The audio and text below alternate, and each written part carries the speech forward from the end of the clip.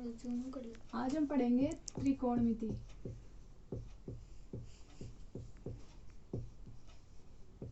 त्रिकोणमिति अनुपात।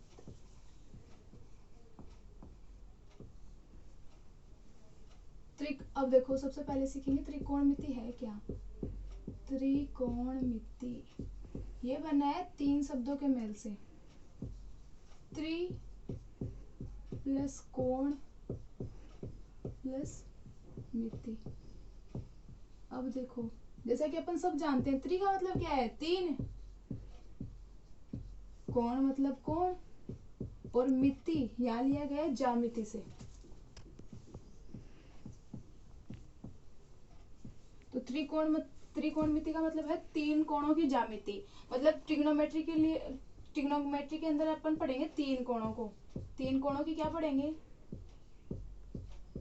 तीन कोणों की ज्यामिति पढ़ेंगे अपन।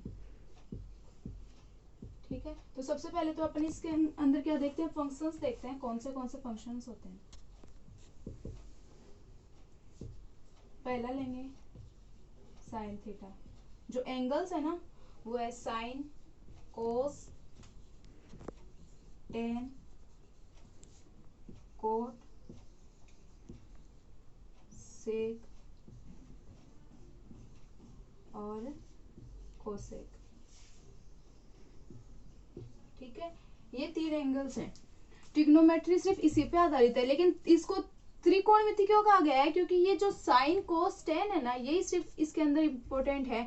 बाकी जो एक कोसेक होगा वो साइन का अपोजिट होगा, सेक होगा कोस का अपोजिट होगा, टेन होगा कोट का अपोजिट होगा। मतलब अगर अपन इन तीनों को समझ लेते हैं ना, तो इसका मतलब ये है कि जो पूरी ट्रिग्नोमेट्री है ना वो अपन को समझ में आ गई। ठीक है, तो अब देखो, सबसे पहले इसके लिए एक फॉर्मूला होता है, लाल बट्टा कक्का। यहाँ हियर L इक्वल टू लंब,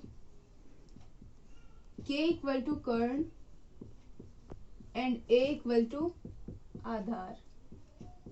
ठीक है, अब ये लंब, कर्ण, आधार, अगर अपन को किसी भी, अब साइन थीटा इक्वल टू, ये जो पहली जो वैल्यू होती है ना L अपॉन K, ये किसकी होती है, साइन थीटा की। ठीक है, कोस थीटा की A अपॉन K,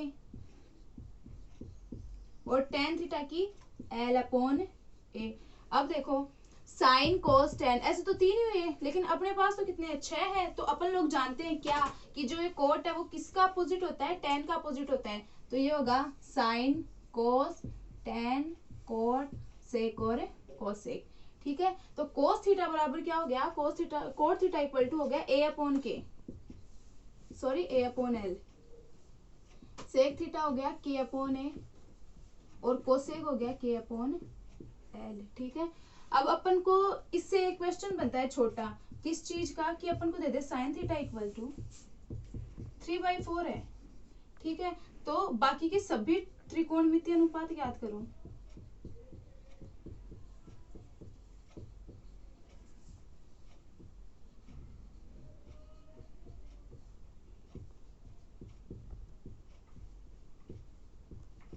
तो देखो कैसे निकालेंगे, sine theta, sine theta equal to 3/4 दे रखा है अपन को। ठीक है, 3/4 मतलब सबसे पहले अपन देखेंगे कि साइन थीटा, ये अपन को या तो लंब दे रखा है या आधार या कर्ण। तो सबसे पहले ये देखेंगे साइन थीटा इक्वल टू, अपन लोग क्या जानते हैं, साइन थीटा इक्वल टू जानते हैं लंब अपॉन कर्ण, ये जानते हैं। तो मतलब 3/4, लंब की वैल्यू अपने पास कितनी है 3, और कर्ण की वैल्यू कितनी है 4। एक चीज अपने पास नहीं है, वो क्या है, आधार। तो आधार निकालने के लिए अपन क्या लगाएंगे, पाइथागोरस प्रमेय लगाएंगे।